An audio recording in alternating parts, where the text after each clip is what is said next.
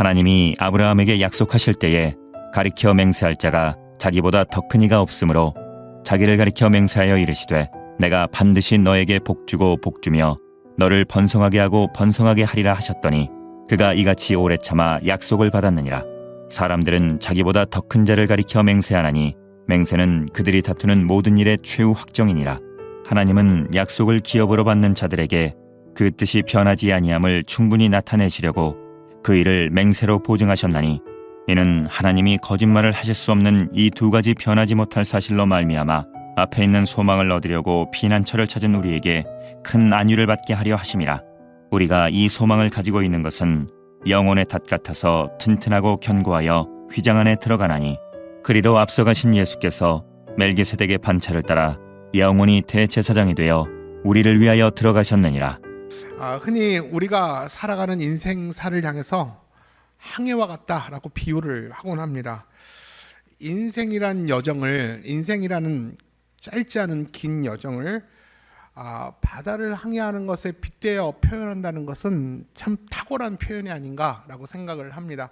여러분, 인생을 향해서 뭐라고 표현합니까? 뭐라고 비유합니까? 광야길이라고 또 말하고, 저는 이 광야길이라는 말은 많이 들어봤지만 인생길이, 우리가 살아가는 인생이 끝없이 펼쳐진 거대한 바다를 항해하는 것이다 라고 말하는 게 더 내 마음에 와닿는 것 같습니다. 결국 인생은 거대한 바다에서 나만의 배를 타고 떠나는 항해와 같은 이것이 인생입니다.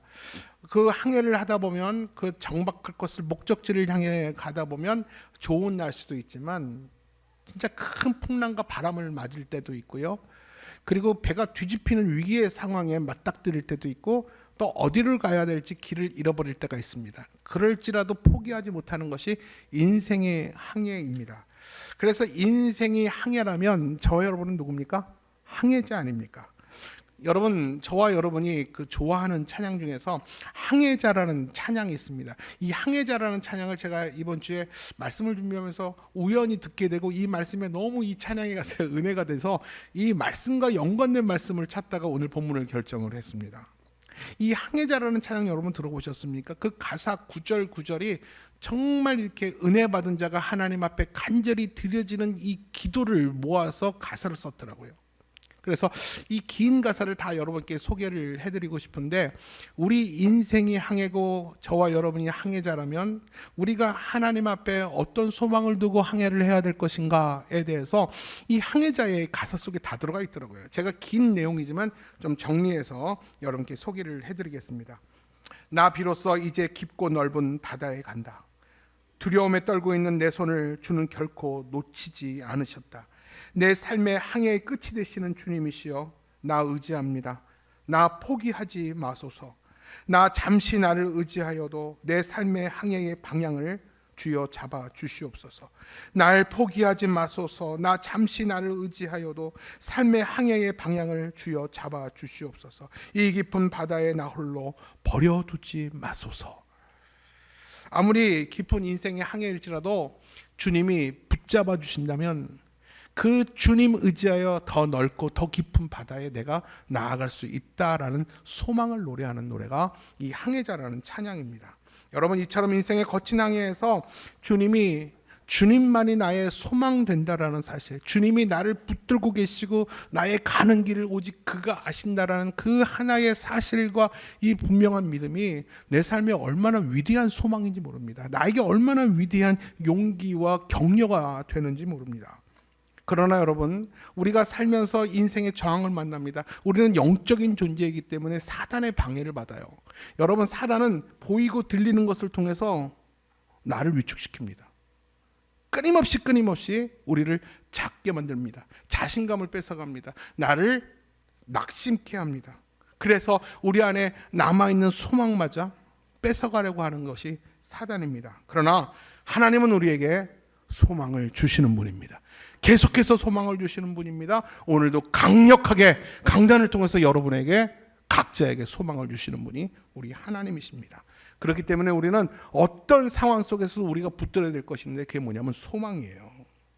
여러분, 소망이 내 안에 있으면 우리가 어떤 상황 속에서도 견딜 수 있고 버틸 수 있어요. 소망이 없기 때문에 우리가 버티지 못하고 견디지 못하는 거거든요. 사람에게 참고 환경에 견디지 못하는 이유는 소망이 없기 때문에 그래요. 그만큼 신앙생활하면서 소망이 너무나도 중요합니다. 특히 성도에게서 소망은 더 중요해요.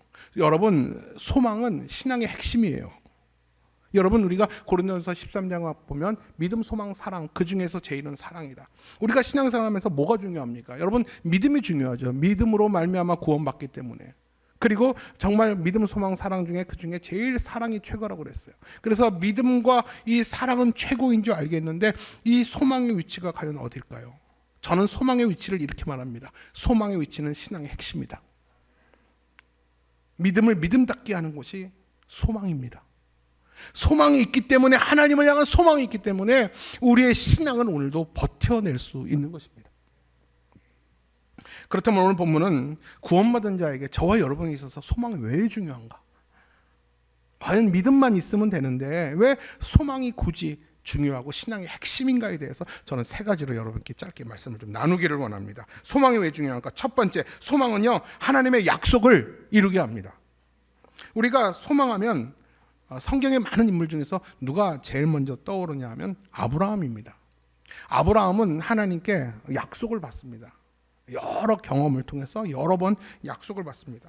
그리고 이 아브라함은 소망 중에 그 약속을 기억하고 참고 견뎌서 결국은 그 약속을 이루게 됩니다. 아브라함이 하나님께 약속받은 사건은 성경 여러 곳에 기록되지만 하나님이 아브라함에게 약속한 것들이 굉장히 많거든요. 그 많은 약속 중에서 첫 번째가 되고 으뜸이 되는 것이 이 자녀의 약속입니다. 이 자녀의 약속. 이 자녀의 약속은 하나님이 아브라함을 부르실 때부터 그에게 약속을 하세요. 여러분, 아브라함이 본토 친척 아비의 집을 떠날 때가 창세기 12장 1절부터 2절 때가 나이가 75세예요. 여러분, 75세는 그때도 지금도 마찬가지겠지만 이미 생식 기능이 끝난 상태입니다. 그때까지 아이가 없었어요. 근데 그 아브라함을 찾아서 그를 부르시면서 그에게 자녀의 복을 약속을 하세요.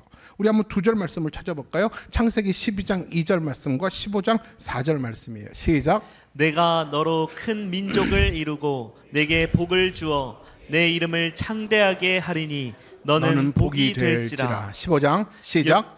여호와의 말씀이 그에게 임하여 이르시되 내 몸에서 날짜가 내 상속자가 되리라 하시고. 자, 아브라함이 처음 하나님께 부름받아 나올 때가 75세예요. 그리고 아브라함이 이삭을 낳을 때가 몇 세입니까? 100세예요.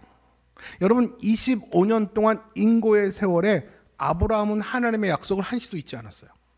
약속하신 이가 능히 이루실 줄을 아브라함은 믿었어요. 그래서 그 당시 그 아브라함의 신앙을 성경은 어떻게 표현하고 있는가? 우리 로마서 4장 19절입니다. 시작. 그가 100세나 되어 자기 몸이 죽은 것 같고 사라의 태가 죽은 것 같음을 알고도 믿음이 약하여지지 아니하고. 자, 본문 띄워주세요. 아브라함과 사라는 객관적으로 분명히 알고 있었어요. 내가 100세가 되어서 내 몸이 죽은 것 같다. 내 모든 생식 기능이 다 죽은 것 같고 사라의 태가 이미 경수가 끝난 지 오래다. 이런 불가능한 상태, 곧 죽은 상태에서 하나님이 주시는 약속을 그는 잊지 않았다는 거예요. 믿음이 약해지지 않았다는 거예요. 여러분, 이게 얼마나 대단한 것입니까? 결국 여러분 어떻게 됐냐면 사라가 90세의 불가능함을 깨고 그가 이삭이라는 자녀를 낳았어요. 여러분, 그 인고의 세월을 아브라함이 어떻게 보냈을 거예요? 그 25년의 그 아브라함의 믿음을 정말 성경은 너무나도 생생하게 기록하고 있어요. 어떻게 말하냐면 로마서 4장 20절부터 21절에 보니까 믿음이 없어 하나님의 약속을 의심하지 않고 오히려 믿음이 견고하여서 하나님께 영광 올려드리며 약속하신 그것을 또한 능히 이루실 하나님을 향해서 확신했다고 그랬습니다. 여러분, 이것이 아브라함의 믿음이에요. 자신의 몸이 죽은 것 같고 사라의 태가 죽었음을 알고도 믿음이 약해지지 않고 오히려 믿음이 견고하여져서 하나님께 영광 올려드리며 분명히 이 약속을 하신 분이 하나님이시기 때문에 약속하신 분이 분명히 이루실 것을 확신하고 믿었다라는 거예요. 이것을 소망으로 가지고 있었어요. 누가 뭐래도 소망으로 가지고 있었기 때문에 25년을 기다릴 수가 있었습니다. 결국 이 아브라함의 믿음의 결과, 소망의 결과는 어떻게 됐습니까? 우리 15절 말씀 읽어볼까요? 시작. 그가 이같이 오래 참아 약속을 받았느니라. 약속을 받았느니라. 오래 참아 약속을 받았느니라. 여러분, 오래 참는 것은 믿음을 넘어 소망이 없으면 할 수 없어요. 믿음의 문제만이 아니에요. 믿음을 넘어 소망이 있는 거죠. 이 소망 속에는 하나님이 반드시 이루실 거라는 믿음이 깔려 있는 거예요. 여러분, 소망과 믿음은 별개가 아닙니다. 하나님이 주실 거라는 믿음, 그 믿음을 소망 삼는 거예요. 이 소망이 없으면 견디고 버티지 못해요. 만일 이 아브라함에게 이 소망이 없었다면, 약속하신 그 하나님의 약속을 이루실 거라는 소망이 없었다면 아마 아브라함은 이삭이라는 인물이 성경에 등록되지 않았겠죠. 하나님이 약속을 받고 자기 인간적인 방식으로 풀었어요. 사레의 태가 죽은 것 같으면 아니까 사레의 몸종인 하갈을 통해서 동침하여서 이스마엘을 낳았어요. 하나님은 명령하셨는데 이삭은 인간적인 방법으로 풀었어요. 그래서 믿음의 자녀가 아닌 결국 믿음의 자녀인 이삭을 괴롭게 하고 그 민족을 힘들게 하는 이스마엘을 출생했어요. 인간적인 방식으로 풀었다면 이삭을 만나지 못했을 겁니다. 그러나 아브라함은 약속하신 그가 능히 이루실 줄 믿고 결국 기다리고 하나님의 약속이 성취되어서 이삭이라는 믿음의 열매를 얻게 되었어요. 이것은 소망의 열매예요. 아브라함의 열매가 아니라 소망의 열매였습니다. 여러분, 마찬가지로 우리도 어떤 환경과 여건 가운데서도 하나님이 약속하셨다면 약속하신 이가 반드시 이루실 줄 믿고 소망해야 됩니다. 여러분, 이게 중요해요. 여러분, 말씀 가운데 하나님이 여러분에게 주신 약속이 있습니까? 그게 10년 전이든 20년 전이든 내가 청소년 시절이든 내가 소년 시절이든 내가 연음성경학교에서 수련회에서 하나님이 나에게 강하게 주신 그 약속의 말씀이 있다면 여러분, 그 약속의 말씀 지금도 기억하고 있어요? 그 주신 약속하신 분이 주님이시라면 반드시 그 약속을 하나님이 이루실 겁니다. 믿어야 돼요. 이 믿음이 여러분에게 소망이 되어야 됩니다. 하나님이 그 소망을 보시고 결국 믿음을 이루어내세요. 하나님에 대한 소망이 필요합니다. 하나님의 약속에 대한 소망이 필요하고요. 하나님이 나를 놓지 아니하시고 반드시 인도하실 거라는 하나님 인도에 대한 소망이 저와 여러분에게 있어야 돼요. 이 소망이 오늘도 저와 여러분을 살게 하는 이유입니다. 여러분, 우리가 무엇으로 살 수 있습니까? 무엇으로 숨 쉴 수 있습니까? 하나님이 나를 아시고 나에게 주신 약속과 그 말씀을 하나님이 이루어 주실 겁니다. 그 소망이 오늘도 나를 가슴 뛰게 하는 것이고 어려운 상황 속에서도 나를 주저하지 않게 하시고 그 소망 때문에 오늘도 내가 살아가는 거예요. 둘째, 소망은요, 영혼의 닻이라고 성경은 이야기를 합니다. 여러분, 이 자동차에는 엑셀이라는 가속 장치가 있습니다. 그리고 브레이크라는 제어 장치가 있어요. 아무리 좋은 벤츠 차라도요, 여러분, 이 브레이크 기능이 없으면 그건 누구도 사지 않습니다. 마찬가지로 이 배에는 닻이 있고 돛이 있어요. 이 돛이라는 건 뭐냐면 이것은 운행할 때, 항해할 때 필요한 것이고, 이 닻은 이 정박할 때 필요합니다. 많은 바람과 파도가 요동칠지라도 배가 흘러가지 않는 것은 이 닻을 내렸기 때문에 배가 흔들리지 않는 것이죠. 그렇기 때문에 이 배에 있어서 닻은 사이드 브레이크와 같은 것입니다. 그래서 히브리서 기자는 이렇게 말합니다. 하나님이 우리에게 주신 소망은 영혼의 닻이다라고 비유하여 설명합니다. 다시 말할게요. 하나님이 저와 여러분에게 주신 하늘의 소망, 약속의 소망은 우리의 영혼의 닷과 같다라고 비유를 합니다. 우리 19절 말씀을 읽어볼까요? 시작. 우리가 이 소망을 가지고 있는 것은 영혼의 닷 같아서 튼튼하고 견고하여. 이 말씀의 의미는 뭐냐면 우리가 가진 소망은 안전하고 튼튼한 닷과 같다라는 말이죠. 여러분, 적막한 배가 아무리 큰 풍랑주의보로 큰 파도가 이 배를 향해서 몰아친다 할지라도 배는 요동할 겁니다. 요동하지만 떠나가지 않는 이유가 뭐라고요? 닻을 내렸기 때문에 그래요. 여러분, 우리의 신앙도 마찬가지예요. 우리에게 약속된 말씀을 우리 영혼의 닷과 같아서 흔들리는 세상 속에서도 우리를 견고히 잡아주는 반석이 될 줄로 믿습니다. 여러분, 하나님이 여러분에게 주신 약속의 말씀이 있습니까? 하나님이 여러분에게 주신 약속이 다 있을 거예요. 여러분, 올 송구영신 예배 때 주신 이 카드 안에 있는 말씀, 하나님이 여러분에게 주신 약속의 말씀이에요. 그 말씀은 영혼의 닷과 닭과 같아서 세상이 아무리 요동친다 할지라도 그 말씀에 내 삶의 영혼의 닻을 내린다면 여러분은 견고한 반석이 될 줄 믿습니다. 그 약속의 말씀을 여러분 소망을 하라는 것이죠. 여러분 항상 닻은 바닥까지 깊이 박히도록 내려와야 돼요. 여러분 닻이 바닥에 닿지 않으면 결국 이 풍랑에 이끌려 닻을 내려도 이 배는 끌려가게 돼 있어요. 그러나 여러분 닻은 무거워야 됩니다. 무거우면 무거웠습니다. 닻은 바닥에 닿아서 땅을 박혀야 됩니다. 그래야지 이 배가 흔들리지 않습니다. 여러분 이게 뭘 의미합니까? 말씀을 들을 때 말씀이 들릴 뿐만 아니라 오늘 선포된 말씀이 내 마음의 영혼에 와닿았다면 바로 그 말씀이 여러분에게 주신 약속의 말씀이에요. 여러분 그 약속의 말씀에 여러분의 삶의 소망을 다 건다면 그 인생은 절대로 표류하는 인생이 되지 않을 줄 믿습니다. 따라서 우리가 이 세상을 살아가는 데 있어서 정말 중요한 것은 하나님께 소망을 두는 것입니다. 세상이 아무리 요동치고 큰 풍랑이 있다 할지라도 세상에 시선을 돌리지 마시고 그럼에도 불구하고 영혼의 닻이 되시는 소망이 되시는 우리 삶의 유일한 목적이 되시는 예수님께 시선을 고정한다면 여러분의 인생은 이 항해 같은 이 큰 바다 가운데서도 여러분은 요동하지 않는 반석이 될 줄로 믿습니다.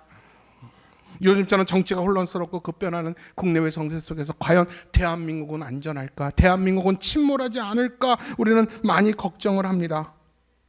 이런 세상 속에서 우리가 가장 절실한 기도 제목은 뭡니까? 우리나라를 향한 하나님의 약속의 말씀을, 그 믿음을 우리가 소망 가운데 두게 하여 주옵소서. 여러분 대한민국은 기도하는 나라입니다. 아직까지 대한민국의 소망과 희망은 한국 교회입니다.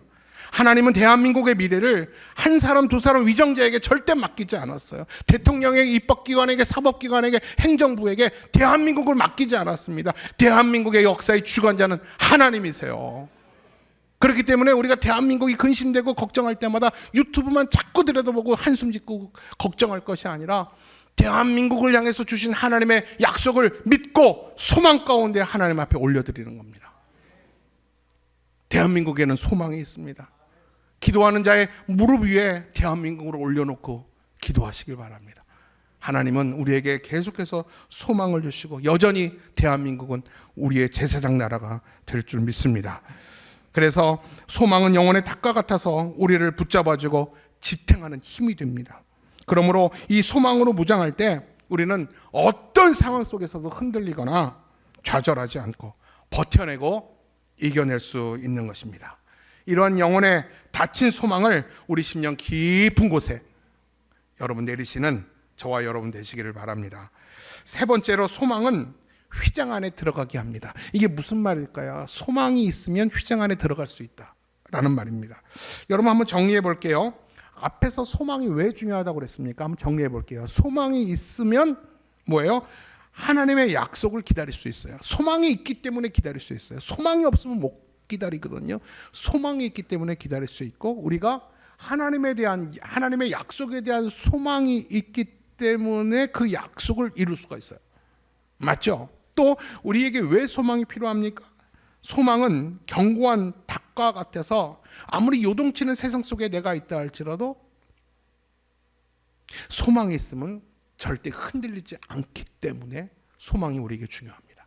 그럼 마지막으로 소망이 왜 우리에게 중요합니까? 소망이 있을 때 우리는 휘장 안에 들어갈 수 있다. 휘장 안에 들어갈 수 있다. 도대체 이게 무슨 말입니까? 소망이 있어야지 휘장에 들어갈 수 있다. 자, 오늘 19절 20절 말씀이에요. 시작. 우리가 이 소망을 가지고 있는 것은 영혼의 닷 같아서 튼튼하고 견고하여 휘장 안에 들어가나니 그리로 앞서가신 예수께서 멜기세덱의 반차를 따라 영원히 대제사장이 되어 우리를 위하여 들어가셨느니라. 이 말씀을 정리해 보면 무슨 말이냐면 우리에게 소망이 있기 때문에 휘장 안에 들어갈 수 있다라고 말하는데 앞서가신 예수님께서 대제사장이 되어서 휘장 안에 들어가셔서 우리의 죄를 사하여 주셨다. 우리도 예수님을 따라서 휘장 안에 들어갈 수 있다라는 말이에요. 여기까지만 이해하셔도 돼요. 여기까지 이해하시면 돼요. 자, 결국 휘장 안에 들어가게 하는 것은 뭡니까? 소망 있는 자. 소망 있는 자만이 예수님을 따라서 휘장 안에 들어갈 수 있다고 그랬어요. 자, 그러면 휘장 안에 들어가면 뭐가 있을까요? 하나님의 보좌가 있습니다. 휘장을 걷고 들어가면 은혜의 지성소, 우리의 기도와 우리의 예배와 우리의 영적 아버지신 하나님의 보좌가 있는 것이 휘장 안에 있는 곳입니다. 여러분, 휘장이 뭘까요? 들어보셨죠? 옛날 구약의 성막에 있어서 성소와 지성소를 구분하는 커튼이 있어요. 그것이 휘장이에요. 근데 그 휘장 안에 지성소라고 말하는데 그 지성소는 아무나 못 들어가요. 그 당시 지성소에는 하나님이 계시다고 생각합니다. 그 당시 구약의 사람들은 그 여호와라, 야훼라는 이름을 함부로 쓰지도 못하고 부르지도 못했어요. 감히 부르지 못해서 아도나이라고 썼어요. 근데 그 지성소에 누가 들어가냐면 1년에 딱 한 번 대속죄일날 대제사장만 들어갈 수 있어요. 대제사장이 그 휘장을 걷고 그 지성소에 들어가서 백성들의 모든 죄를 다 구하고 제사를 대신 지냈어요. 근데 이 대제사장이 준비가 되어 있지 않으면 지성소에 가서 죽어요. 하나님을 감히 대면할 수 없어요. 하나님은 지극히 높고 거룩하신 분이기 때문에 피조물인 인간의 죄악을 가지고 들어가면 그 하나님의 지성소 앞에서 살아남을 수가 없었어요. 그래서 대제사장이 이 지성소에 들어갈 때 어떤 것을 하고 들어가면 몸통에 방울을 달고 들어갔어요. 그래서 방울을 달아서 줄을 밖으로 성소 밖으로 내밉니다. 그래서 밖에서 이 줄을 붙들고 기다리는 거예요. 그래서 딸랑딸랑 소리가 계속 나면 살아있는 거예요. 살아서 백성들의 죄를 대속하는 대제사장의 업무를 보고 있는 거고요. 한참 소리가 멈춰 있으면 줄을 끌어당겨 보면 이미 죽어 있는 거죠. 이 지성소는 아무나 못 들어가요. 대제사장이신 그 멜기세덱만 들어가는 거였어요. 이게 바로 지성소였어요. 근데 이게 구약의 지성소였는데 이게 휘장 안에 들어가는 건데, 그런데 오늘 본문에 뭐라고 말하냐면 앞서가신 예수님께서 휘장을 지나 지성소로 우리의 죄를 씻기 위해서 대제사장으로 들어가셨다. 예수님이 우리의 대제사장이라는 거예요. 하나님의 보좌 앞에 우리들의 죄를 용서받기 위해서 대제사장이 되어서 주님이 들어가셨다라는 것을 얘기를 하는 거예요. 근데 여기서 19절에 더 중요한 내용이 나옵니다. 19절에 뭐라고 써있냐면 이 소망을 가지고 있는 자는 휘장 안에 들어가나니, 이 소망을 가진 자는 휘장에 안에 들어가나니. 무슨 말입니까? 소망을 가진 자마다 예수님을 따라서 지성소 안에 들어갈 수 있다는 거예요.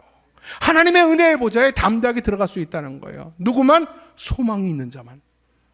소망을 가진 자만 예수님 따라서 하나님의 지성소, 은혜의 지성소로 아버지가 계신 곳에 주저함 없이 두려움 없이 당당하게 그 지성소로 나갈 수 있다라는 것입니다. 그런데 그렇게 할 수 있는 이유가 뭔지 아십니까? 우리가 그 지성소로 담대히 나갈 수 있는 이유는 하나입니다. 예수님의 십자가의 사건 때문에 그랬어요. 우리 히브리서 10장 20절 내용이에요. 시작. 우리는 예수님께서 우리를 위해 열어주신 새로운 길로 들어갑니다. 그것은 그분이 자신의 몸인 휘장을 찢어 생명의 길로 열어놓으신 곳입니다. 예수님께서 십자가의 죽으심은 지성소와 성소를 가린 휘장을 찢음을 의미합니다. 그래서 우리로 하여금 하나님 보좌에 나갈 수 있도록 생명의 길을 열어놓으신 사건이 십자가 사건이에요.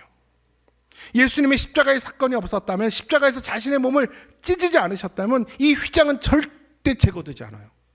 예수님께서 대신 십자가의 죽으심으로 자신의 몸을 찢은 것 같이 하나님과 우리를 사이를 가리고 있던 그 지성소의 휘장이 찢어짐으로 우리가 담대히 생명의 길로 하나님의 보좌로 나아갈 수 있다라는 것입니다. 그래서 누구든지 예수님을 통해, 누구든지 예수 그리스도의 소망을 가진 자만이 하나님의 보좌 앞에 나아갈 수 있는 겁니다. 이제는 대제사장만 나가는 거 아니에요. 예수 십자가의 보혈의 능력으로 구원의 소망, 영생의 소망을 가진 우리 모두는, 소망을 가진 우리 모두는 예수님을 따라서 다 하나님의 지성소로 나아갈 수 있는 존재가 되었다는 것입니다. 다시 한번 정리합니다. 누가 이 생명의 길로 갈 수 있습니까? 누가 하나님의 보좌에 담대히 나갈 수 있습니까? 누가 휘장을 넘어 지성소에 들어갈 수 있습니까? 소망을 가진 자들입니다. 천국의 소망, 영생의 소망, 구원의 소망을 가진 자가 담대히 휘장 안에 들어갈 수 있어요. 여러분, 휘장을 넘어가는 길은 하나님의 보좌로 가는 생명의 길입니다. 그래서 히브리서 기자는 6장 14절에 뭐라고 말하냐면 이렇게 말합니다. 우리가 하나님의 긍휼함이 필요하다면, 우리가 인생의 거친 항해를 걸으면서 주여 나를 잡아주소서, 나를 포기하지 마소서. 지금 흑감이 있는 풍랑 가운데, 지금 위기에 빠져 있는 나를 주님 불쌍히 여겨주셔서, 긍휼히 여겨주셔서 하나님의 긍휼하심과 하나님의 불쌍히 여기심이 필요하다면, 또 때를 따라 돕는 하나님의 은혜가 필요하다면 담대히 하나님 보좌로 나가라. 성경은 이렇게 말합니다. 여러분, 하나님의 불쌍히 여기심이 필요합니까? 때를 따라 돕는 하나님의 은혜를 필요하십니까? 여러분, 이제 주님께서 열어주신 생명의 길, 은혜의 지성소 하나님의 보좌에 담대하게 나가셔서 자녀답게 아버지에게 구할 것을 구하시기를 바랍니다. 이처럼 하나님께 소망을 가진 자는요, 성막 뜰에만 머물지 않아요. 저 지성소 밖에 있는 이방인의 뜰, 성막의 뜰에서 지성소에 들어가는 사람들만 구경하는 사람들이 아니에요. 이 소망을 가진 자들은요, 뜰에 머물지 않고 교회만 밟지 않고 은혜의 보좌를 구경만 하는 자가 아니라, 소망을 가진 자는 은혜의 지성소에 들어가는 자예요. 그래서 하나님의 때를 따라 돕는 은혜를 소낙비처럼 누리는 자가 바로 하나님께 소망을 둔 자들의 특권일 줄로 믿습니다. 저와 여러분이 놀라운 소망을 받은 자들입니까? 믿습니다. 여러분, 우리와 여러분은 하나님께 소망받은 자들이에요. 우리는 이 소망을 가졌다면 소망이 없는 자들 가운데 소망이 있는 자들처럼 살아야 돼요. 그들과 달라야 돼요. 그래서 이 소망이, 믿음이 연약한 자들과 믿음 없는 자들에게 이 소망이 드러나야 됩니다. 보여져야 돼요. 여러분, 소망 있잖아요. 소망 없는 시체 같은, 살아있지만 시신 같은 그런 불신자들 속에서 우리가 소망을 가지고, 천국의 소망과 영생의 소망을 가지고, 아버지가 내 하나님이고 그 하나님을 향해서 내가 담대히 나갈 수 있다면 여러분, 소망 있는 자들이잖아요. 그렇다면 소망이 드러나야 되잖아요. 베드로전서 3장 15절 말씀처럼 말입니다. 우리 한번 같이 읽어볼까요? 시작. 너희 마음에 그리스도를 주로 삼아 거룩하게 하고 너희 속에 있는 소망에 관한 이유를 묻는 자에게는 대답할 것을 항상 준비하되 온유와 두려움으로 하고. 여러분, 신앙 있죠. 여러분과 저는 신앙 있는 사람이죠. 신앙 있다라는 말을 다른 말로 표현하면 소망이 있는 자들이에요. 영생과 구원에 대한 소망 있는 자들이 믿음 있는 자들이고, 이것이 신앙 있는 자들이죠. 이 소망이, 여러분 안에 소망이 있다면 소망이 감춰줄 수 없어요. 내 안에 빛이 있다면 빛을 감출 수 없듯이 소망이 드러나야 됩니다. 그래서 주위에서 내 삶의 변화를 보고 묻는 사람들에게 내 소망의 이유를 설명할 수 있어야 됩니다. 예를 들어서 이번 구정 명절 때 믿지 않는 가족들과 오랜만에 만났죠. 여러분, 이 가족들에게 이런 인사 들어보셨어요? 너 요즘 좋은 일 있나 보다. 얼굴이 많이 편안해 보여. 얼굴이 많이 좋아 보여. 무슨 좋은 일 있어? 내 삶의 소망의 이유를 물어볼 때 내 안에 있는 예수와 그리스도를 설명할 수 있어야 됩니다. 내 안에 그리스도 예수의 소망이 있기 때문에 나는, 내 삶이 이렇게 변화되었습니다. 이렇게 말하는 순간, 여러분, 그 순간 여러분은 그리스도의 편지가 되는 거예요. 그 사람에게 주님께서 그리스도의 편지를 그분에게 보낸 것입니다. 여러분, 소망으로 인해서 여러분의 삶이 변화되었습니까? 믿음으로 인하여, 신앙으로 인하여 내 삶이 근본적으로 바뀌었습니까? 그리고 믿지 않는 자들이 도대체 너에게 무슨 일이 있었냐고 물어볼 때 예수 그리스도의 소망 되신 그분을 설명할 수 있어야 됩니다. 이것이 바로 소망이 드러나는 삶이고, 이것이 바로 소망 있는 자의 마땅한 삶일 줄 믿습니다. 말씀을 정리하겠습니다. 우리는 거친 바다를 항해하는 항해자들이에요. 여러분, 혹시 칠흑 같은 밤바다를 경험해 보셨습니까?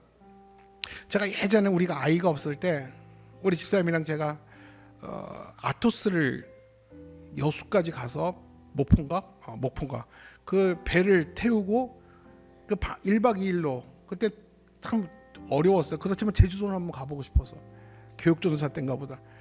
그리고 제주도를 갔는데 그 배를 1박 2일 타고 가는데 이 밤을 지나야 되는데, 여러분, 이 파도 소리가 너무나도 무섭더라고요. 눈에 보이면 별로 안 무서워요. 근데 눈에 안 보이니까 칠흑 같은 어둠 속에서 파도 소리가 너무 무섭더라고요. 잔잔하니까 그렇지만요, 여러분, 비바람이 불면서 큰 풍랑이 일어나는 칠흑 같은 어두운 밤에 내가 그 항해를 한다고 생각해 봤어요. 아무도 없어요. 나만의 인생의 항해를 내가 한다고 생각해 봤어요. 얼마나 두렵겠습니까? 여러분, 그 파도를 이길 수 있겠습니까? 그 큰 파도가 나를 위협합니다. 그 큰 파도 앞에서 나는 너무나도 작아 보입니다. 위축됩니다. 하나님, 내가 이러다 죽는 거 아닙니까? 이러다 곧 죽을 것 같아요. 배가 뒤집힐 것 같아요. 왜 내게는 한순간도 평안이 없는지, 남에게는 평안이 일상인데 왜 나는 한순간도 평안이 없는지, 왜 나만 이렇게 사는지, 이 긴 어둠의 터널, 칠흑 같은 풍랑의 터널을 내가 언제 어떻게 건너가야 되는지, 앞이 막막하고, 여러분 두려울 적 없었습니까? 그럼에도 불구하고 우리가 염려하지 말 것은, 우리가 근심하거나 두려워하지 말 것은 하나님이 우리에게 소망이 되어 주십니다. 주님이 나를 놓지 않으셨어요. 항해의 목적지가 되신 그분이 나를 포기하지 않으셨습니다. 내 손을 붙들고 있습니다. 이 소망을 붙들고 소망을 바라보며 믿음으로 전진할 때 하나님이 우리에게 주신 약속들을 하나도 빠짐없이 하나님께서 우리에게 이루어 주실 줄 믿습니다. 문제는 믿음이 없어서가 아니에요. 소망이 없어요. 하나님이 약속하신 것 반드시 하나님이 책임져 주실 겁니다라는 믿음이 깔려 있어야 돼요. 이게 소망이에요. 여러분, 이 소망을 잃어버리지 마세요. 저는 말씀을 시작하면서 신앙인은 하나님께만 소망 두는 인생의 항해자라고 말했어요. 우리의 한결같은 기도 제목은 한 가지죠. 내 삶의 항해의 끝이 되시는 주님이시여, 나 주님 의지합니다. 나야 포기하지 마소서.